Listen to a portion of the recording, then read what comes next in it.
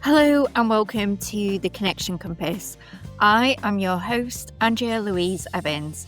To find out more about my work, please visit andrealevans.com. Art isn't just something we create. It's a language, a mirror, a release. In today's episode, I am talking to Terri Yacovelli, a US artist and educator, exploring how self-expression through art can help us process emotions, share our stories, and connect with others. Stay with us. This is a conversation you are not going to want to miss. Hi, Terri. Welcome to The Connection Compass. It's so lovely that you're here. How are you today? Are you okay? I'm good. Thanks for having me. I'm really excited for our chats. When I was just preparing some notes earlier, I was like, I'm really looking forward to this. So, just for people who are listening, could you share just a little bit about yourself? My name is Terri Yacovelli, and I'm an artist and educator, and I work primarily in the medium of encaustic, which is painting with hot beeswax. I think it'd be really interesting if we just tell the story of how we've met, how we've come across each other.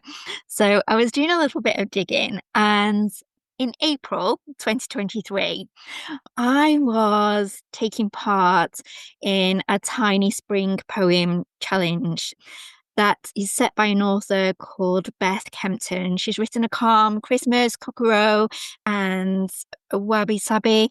There's quite a few books that she's written there. And I'd wrote these words, and it was under the prompt of treasure. And I wrote, dig into the earth, and you will find it. The answer you are needing, the clarity you seek, a treasure in a chest. It was there all along. And I look back to that time in April 2023, and I was on holiday. I was on a break from work, and I was in the garden. The weather was really, really lovely. And I remember just being in this place of feeling really stuck and not really knowing what to do. And I just couldn't see the wood for the trees. And in the caption underneath the Instagram post where I'd posted this short verse, I put, as I cut back and weed away, my thoughts are flowing. And to me, it was just around cutting back to the ground, coming back to yourself and digging deep inside, digging deep into the earth. And so that was it. I didn't think anything of it. I just kind of posted it and put it out there. But then Oh, it's so beautiful. you saw the words, didn't you? Yes, I did. Yes, I It did. was it was quite some time afterwards though, wasn't it? It wasn't in 2023. Yes, it was last year in April Yeah. of 2024.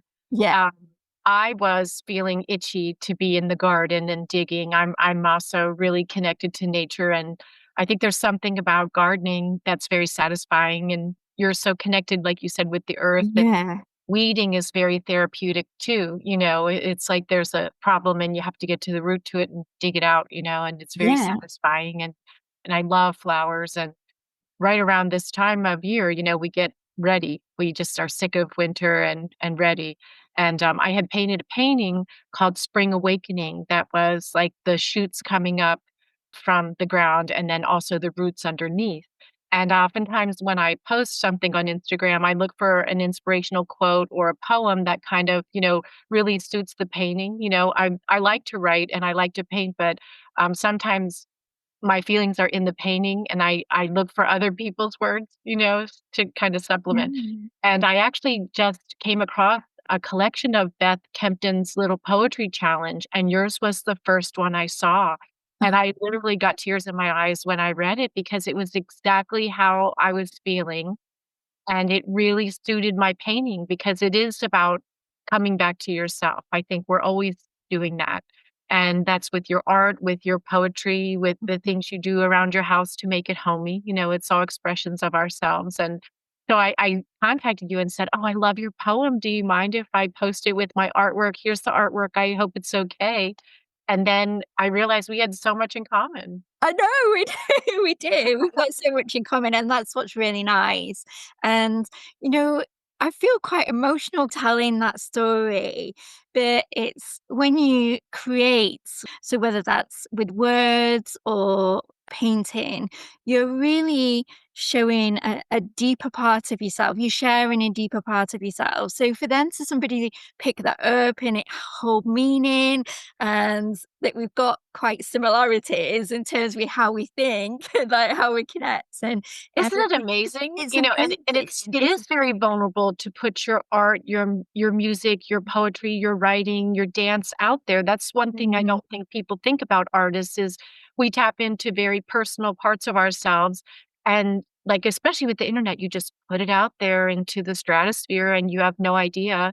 And then, you know, but that's the point. It connects us all and yeah. makes us realize that in our risk in putting it out there, we're not that different. You know, you live in the UK, I'm in the United States.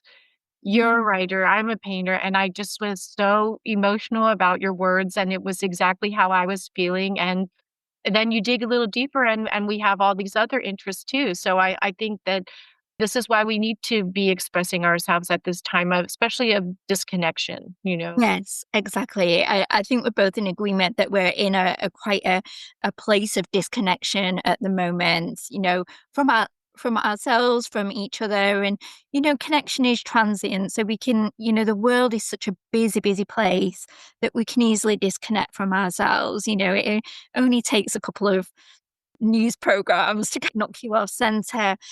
But I think it's just incredible. It's just really, really lovely story.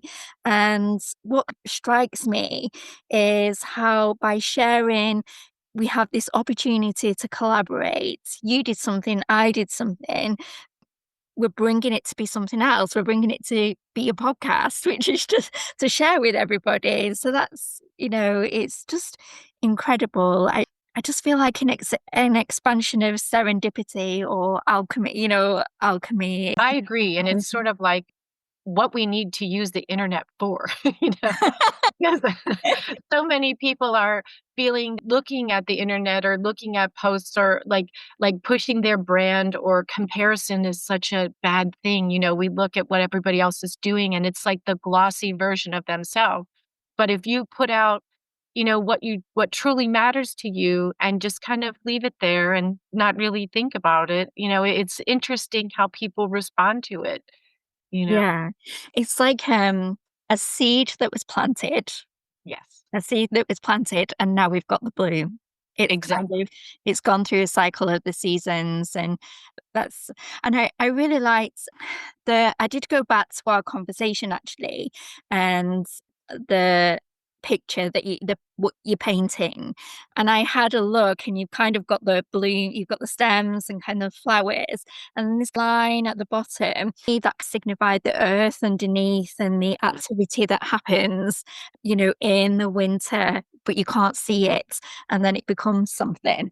Yeah. Right, there's so much going on there, and then also I'm really influenced and, you know, of course, with gardening and I hike and I live in Pennsylvania, and there's so many beautiful areas of nature that you can go. We have national parks, it's really gorgeous. But I read the book, The Secret Life of Trees, Mm. and it talks about, you know, the wood wide web, you know, how everything's connected, you know, like when they're doing forestry and they're taking apart and cutting down trees, they generally plant the same species like in little rows, you know.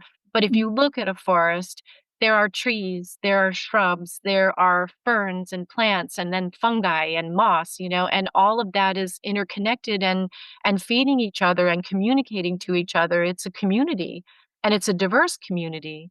And I always think like we think we're so different, but everything is connected and nature reflects us. And I love that idea of the roots connecting us, you know, and Mm. in the plants and in our lives. And I just think it's really beautiful and poetic and something we forget. Yes, yeah. And we're often quite down about the use of the internet sometimes, aren't we? But this really is like a just an amazing part of it, isn't it? That it connects us in this way. I mean, I'm guilty of thinking the internet is so superficial, but this isn't, is it? This how these ideas have come together, and the fact that we have quite a lot in common, and it just shows that actually we can find these really deep connections. So And that's what you were saying with your poem, I love the last line that it was there all along. And I think that we're always looking outside of ourselves for the answer. We're always looking like, what's wrong with me? Why am I so different? Or why aren't things coming together for me? Because look at this person. And really, the answer is inside of us. What your truth is, what's good for you is not what's good for someone else. And you're looking at someone else's stuff online and it's not your journey. It's not your experience. You're seeing like a little blip of it. And so I love that line that you had at the end of your poem. It's beautiful. Yeah. And it's funny, I was thinking about this exact same thing about those times when we've got into the habit of people looking outside of themselves for answers. And it doesn't mean to say that you can't ask for help when you need it, but it's just that, just in that heart, inside, somewhere deep in there, that answer is there, isn't it? To show you a way, and nature can support us to find those answers. So, can you share the story of how you first connected with art and how it's developed over time?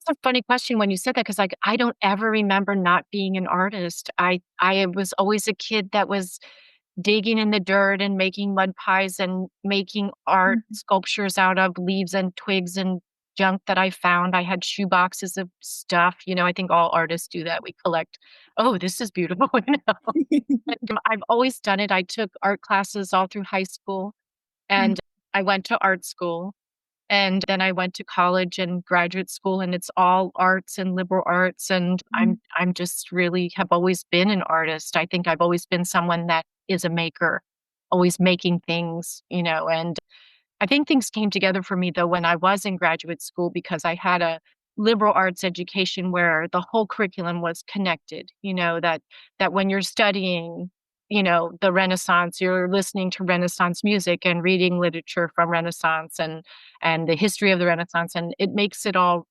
art comes from a culture, a place, a time period, life experience of the artist. And so I think that's when I really saw all the connections of things was like graduate school, just yeah, a little bit of late bloomer there about that. And I love art history. So I've always been an artist, I think. that's really interesting. And I suppose we've kind of touched on it a little bit, but I suppose, is there anything else to add around why using art as self-expression is particularly important in our modern times today? Well, I've had some things happen in my life where I was going through things and I just didn't have the words. I just really didn't have the words. And I was going through a particularly tough time where I lost a friend and Mm, they passed away unexpectedly, and I was very quiet and kind of like post-traumatic stress about it, and I just mixed color. I actually was more of a realistic painter, and during that time, I just found I just would mix watercolor and mm, just kind of play around and put on some music to calm myself, and then it just became part of my studio practice that's what I really enjoy doing, is mixing color, mark making, playing, and not really worrying about the outcome. A lot of the things I made during that time, I never showed anyone or meant to. They were just for me. yeah, And I think that as artists, we're sometimes worried about the end product, because of course that's part of it. And if you make a living at it, it is. But there is an aspect that you need to just let go. I think that that's a big part of any type of creative process is you have to trust it and just let go. yeah, that's quite important, isn't it? I think sometimes I sense that we live in a world where people feel unsafe. And because when you feel unsafe, there's so much that you want to control, and to let go is a really big deal. But I suppose art is a way of practicing letting go, It allowing is. It's yourself to yeah. surrender. And especially with now that I'm using encaustic wax, I mean, it's hot wax on a palette that I have to fuse each layer with a heat gun, and I will have ideas of what I want, but sometimes the material just has its own way. Right. It's too Yeah. hot or it's too cold or the air is making things firm up too quickly or, it's just you have to go with it. And it's been a really good lesson, especially, I'm used to be a very type A person that I'm very organized and planner. And then there's certain aspects where you just can't be that way, and it's probably good for us, it's why we have singing and dancing and art and movement, and there's a lot of, I think, parallels with yoga. I know Yeah. with your yoga practice, like, we always say it's yoga practice, not yoga perfect, that Yeah. if you Yeah. try too hard, you definitely fall over if you're really thinking about it. Yeah. I it's something I identify with when I practice Shivananda and I just come to the breath. I enter a space quite quickly, and when I've done some practice, I can often sit down and words will just flow, and perhaps in a way that I wouldn't normally expect, like the writing comes out in a very, very different way as opposed to if I'm trying to control it or I have some set time to write, it's very, very different. Oh, that's interesting. Do you keep a notebook for when you're done your yoga? I mean, Yes. that's really Yeah. good. I always have a pen and a notebook nearby to capture to capture those things. Yeah. Sometimes I have these moments where I just feel stuck. I feel kind of hemmed in. And one of the things that really helps is to go for a drive somewhere. And if it's on like a rural road and I've got that expansion and I can see across fields and I can see trees and it just really opens something up. And then I'll go and find somewhere to have a coffee and then I will just sit and write for an hour and just let it flow out. And also working with color really helps as well. So even just coloring, just with some pencils, you have the coloring books and this, so just sitting down and just doing that, it just seems to really open up the mind and the creative space. Oh, I wanna mail you some watercolors now so you can mix color. I've got some watercolors. Good, oh, good, well, you should do that too, that's great. So when you are painting, what does self-expression mean to you and how does it manifest in your work? I think it's changed over time, because your art is like a diary, like, what's going on with you is reflective in it. Mhm. And I've changed my ideas about art. Like I used to want to sell it, and I of course you do now. Of course, I always want to sell your work, but I think that you have this need for more validation when you're younger. I also think that when I was beginning in the beginning, I was so worried, and rightfully so. I was worried about craftsmanship and learning the materials and learning all the art history, and all of that is very important. But now I think my philosophy is like, what are you going to do with it? And when I'm teaching workshops, I'm like, people look at other artists and when they're starting, sometimes they'll copy another artist and that's great to learn skills, but that's not your voice. So I think a lot of my art now is really trying to get in tune with myself about what I'm interested in, how I see the world, what I want to put out there. And I want it to be very authentic and not fake because there's so much fake in the world, that I want it to be authentically mine. And so I know some of this stuff isn't everybody's cup of tea, but that's not the point. It's wonderful. So like your poem, like when someone you did that for yourself, I happened upon it and was crazy about it and it really resonated with me. That's a deeper satisfaction than if you would have made something that was like very with the intention of like it's going to be hung on a wall or on a card or something. It's different. And so Yeah. I think that with my art, my practice has become really like a visual exploration and just trying to really be more expressive with it. And is it expressive at the moment? So you wouldn't come to your to do a painting with a message in mind, or maybe sometimes you do. Is it just completely open and just flowing? No, I wouldn't say that. It's kind of like it's a delicate balance. Like I'm very interested in color. I'm interested in the healing aspects of color, Yeah. like how color affects us, like color psychology, the chakra system. Yeah. Everybody says it differently. Chakra. system. You know, just like how it equates to our body and how color affects us and the healing quality of color. And so I do have a plan when I'm working a lot of times, like I Mhm. will have a specific color palette that I'm working with. Like I worked through the whole system by focusing on red and then yellow and then orange and just kind of like seeing it affected me or thinking about the colors and I read a lot about healing aspects of color too. Could you tell us a little bit more about your medium? Because it sounds really fascinating and scary. Yeah. No, it's very dramatic and wonderful. There are endless possibilities.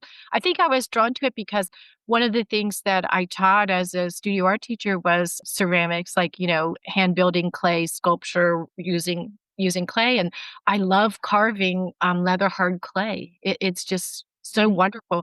And encaustic has that quality to it that you can carve into it, you can pour it, you can stamp it, you can embed things in it. I've embedded seeds and papers and feathers and glass and all kinds of stuff into the wax. And the more I learn about it, there's always an artist using it in a different way. I show with the group of artists that everybody uses it very differently. And so I remember seeing encaustic works and thinking, what is that about encaustic? And really drawn to them. And then I took a class. And then after that, I did all like self-directed discovery. I wanted to really just figure it out on my own. And it's a beautiful medium. I really love it. And you can use it opaque, you can use it more transparent and layer the colors. So pretty endless. Can you share?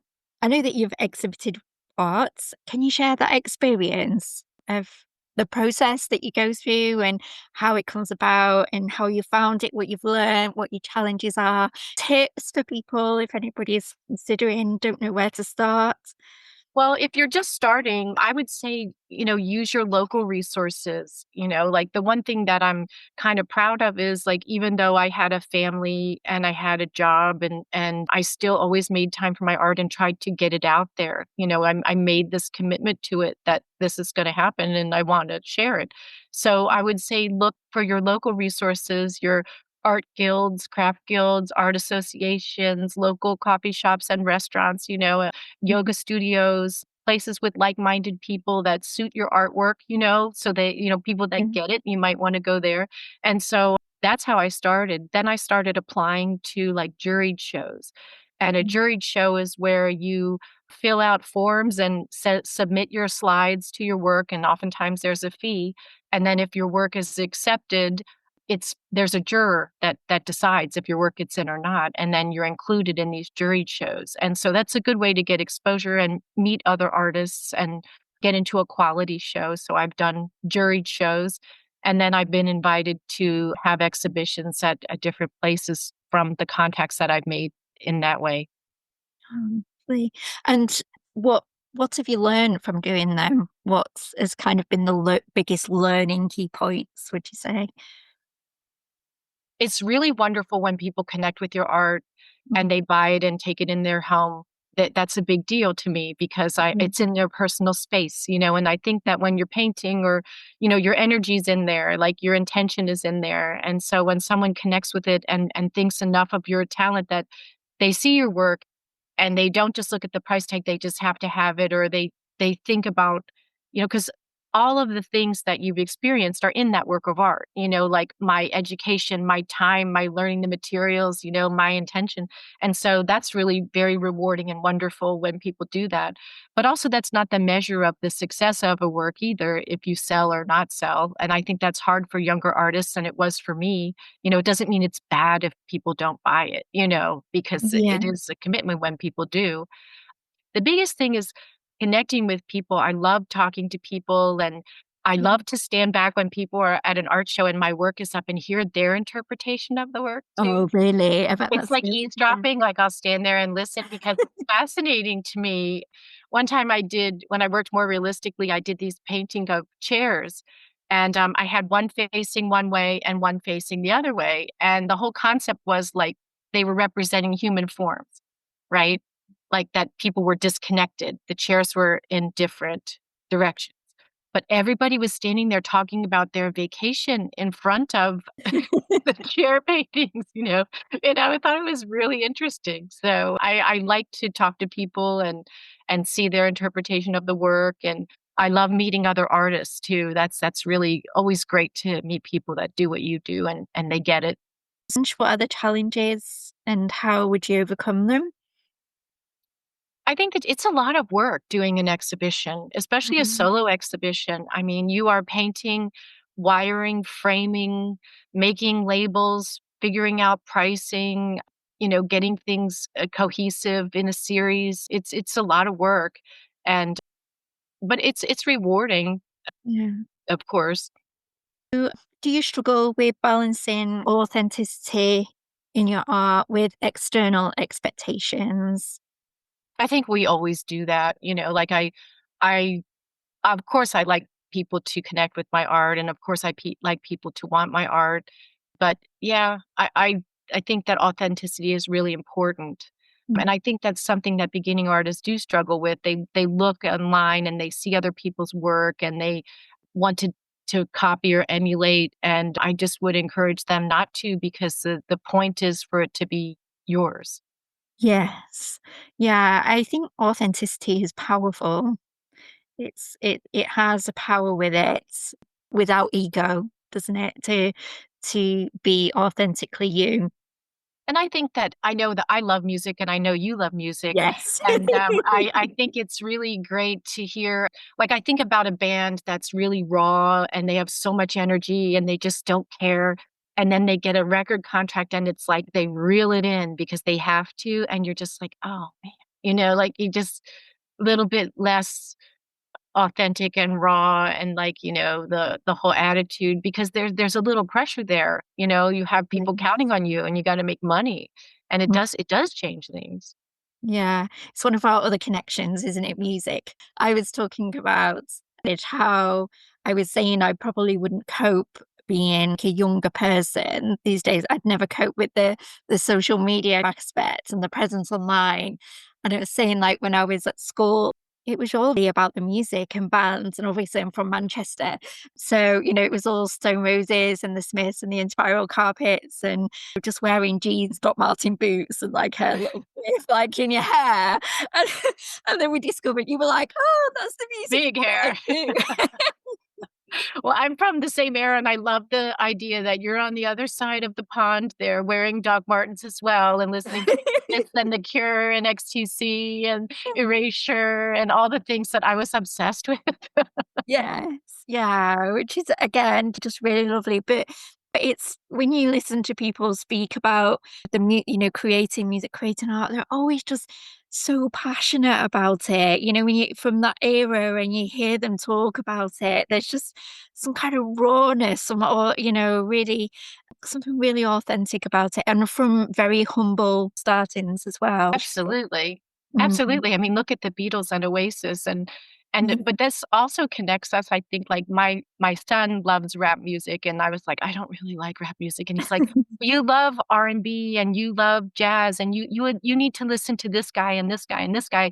And I love musicians that know musicianship, like, they know the history of what came before them, and they Yeah. incorporate that into their music, and I love that with artists too, artists that have an awareness of what's going on with other artists too. I think it's amazing. So So, what is your typical day for an artist? As Well, I think I'm a creature of habit, having been in a structured job. I was an art teacher and an adjunct professor, and I had a very specific schedule. So Mhm. it's funny now that I'm like a full time artist, I gave myself a schedule, Mhm. And, like, every Monday is my paperwork day to start the week. That I have this, artwork software called Artwork Archive, and it inventories my work and gives me a schedule. Like, I enter in a calendar, and it keeps track of sales, and it keeps track of, what's going on, and so I'm updating that and photographing work, and sometimes I apply to shows, I apply to publications, and, that's sort of like my paperwork day, Mondays. Then I try to get in the studio and work as much as possible, and I'm working on a series. Usually, I'm trying to work in series of things that are, connected. And then in between, I'm going on hikes and taking the dog with me, to get outside in nature and get some fresh air. So that's the benefit of not being in a school or office building anymore. Oh, lovely. And what piece of advice would you give to someone that's struggling to find their way in the art world? I think just make it for you, make it for yourself.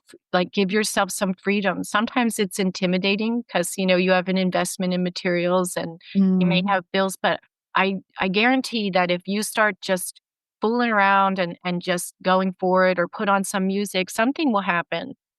When I get stuck, I do a lot of drawing. I do a lot of what we call mark making and mm, for non-art people, mark making is just stream of consciousness drawing using different yeah. materials. It's, charcoal, India ink, pencil, erasing marks, making images, getting rid of them, going back in. So there's like a history and working on top.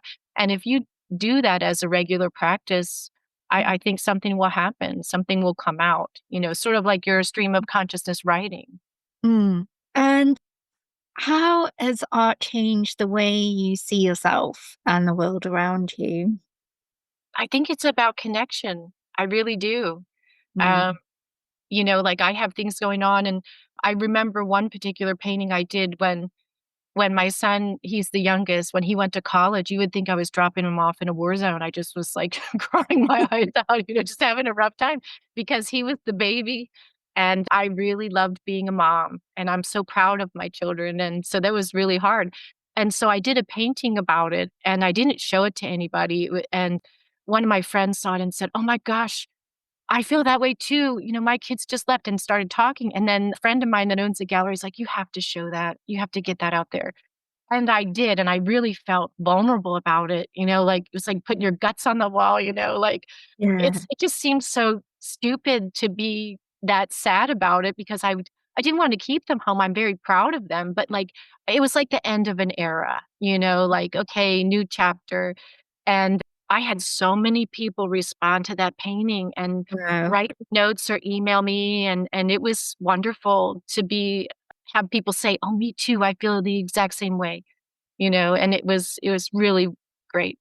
Yeah. So yeah, very much about that connection with others, but then connection to this external world around us as well, isn't it? And bringing everything together Yeah, to and also it was letting go. It was like, life yeah. changes and I Mm, like, just like your poem, like, you have sometimes you just have to sit and be sad and get yourself together and then, like, get up and soldier on and embrace the change. Life is always change, and things are wonderful that my adult children are out there. I'm really happy for them, and I'm not sad about it, but at that time I was, because it was just a big adjustment.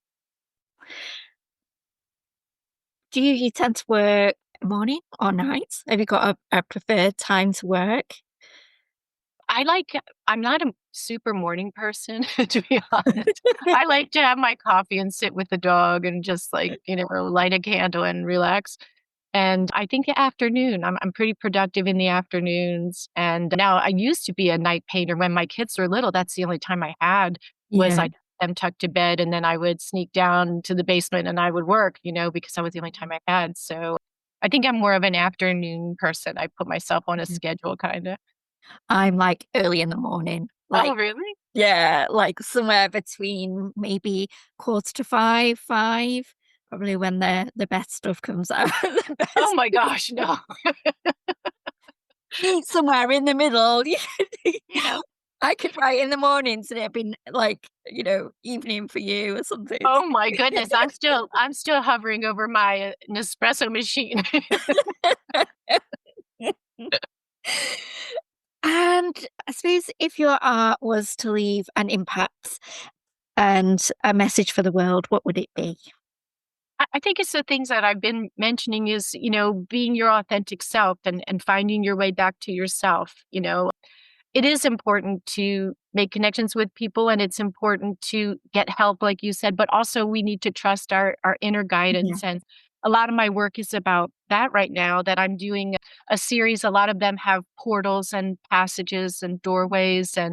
ladders. So ladders are a big symbol for me about our ascension spiritually, about our development. And a lot of times on the ladders, the rungs are broken to represent a challenge or things to overcome, because a ladder is like an individual thing. It's not Yeah. mechanical. It's not someone doing it for you. You have to climb a ladder yourself. So it's a symbol that I've embraced and used as a motif. It's really a great design to incorporate into your work. So I like that message of the paths that we take and the choices that we make, but also chance, some things happen. And so Yeah. that's a big part of the message of my work right now. Yeah. We're so similar. we're, we're just so similar. When I did my Reiki, I'm trained in all kind of levels of Reiki. And when I did that, I imagined it as a path. It was like a corridor, I would say, with like doors and rooms off this corridor that I used to imagine. And I imagine it was about going into a room and exploring and seeing what was there and, what it was that I had to understand to heal, like heal something. And then once I kind of understood it, I came out of the room and then went to the next one. and it's Oh, I love that. and it was all about just finding, exploring yourself and taking from that inner wisdom that comes up when you're doing any kind of journaling or any kind of explorative work. And it's all about the connection with yourself. And my work is, there's that in retreats.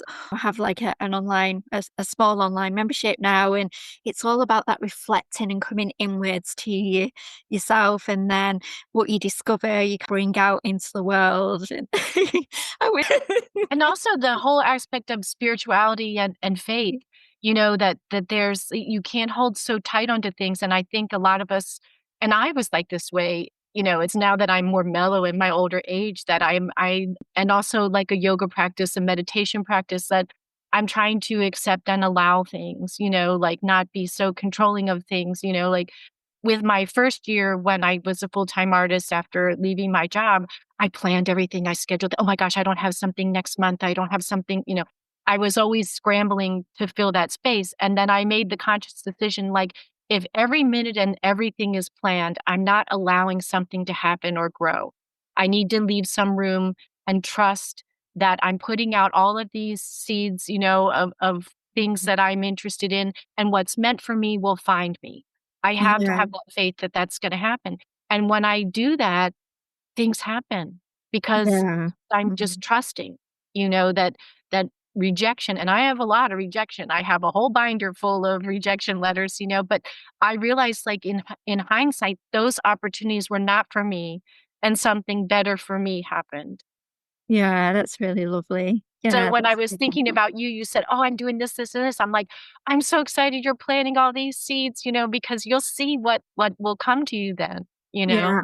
And letting go has been a really big factor the past year or so, and certainly the latter end of the year. So when we got to the winter time, I realized I was spending the weeks kind of panicking, thinking I've got to do this, I've got to do X, Y, and Z, and I've got to put this in place.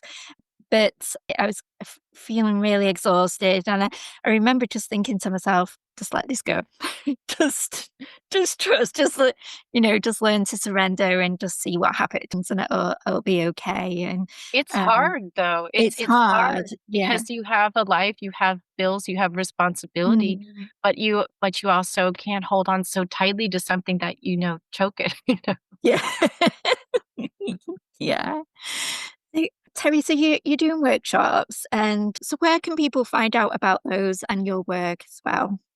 I have a website, terriyacovelli.com, and I'm most active on Instagram because I post my things on Instagram, meet other artists, follow other artists. And I'm really trying to, instead of just following artists, I'm trying to find like my spiritual people, and that's why I'm glad we connected, so I'm looking for that community. So on Instagram, it's at T Yacovelli.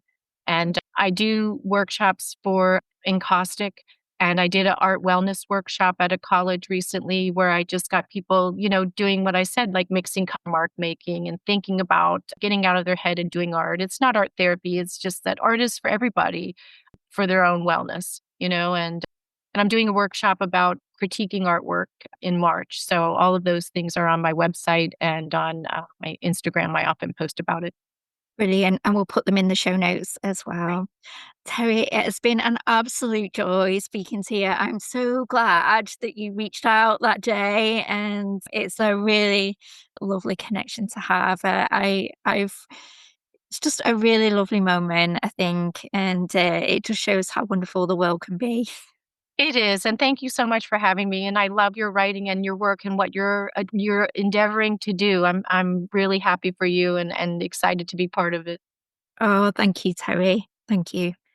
What a joy it was to talk to Terry today. I really love the idea of letting go and surrendering to the moment in art. Terry's idea that art is for everybody and an important part of our wellness is so true. And also that when we are doing what we love to do and putting work out there, we are sowing the seeds of the future. To find out more about Terry's work, please visit the show notes. And in the meantime, thank you for listening to this week's episode of The Connection Compass.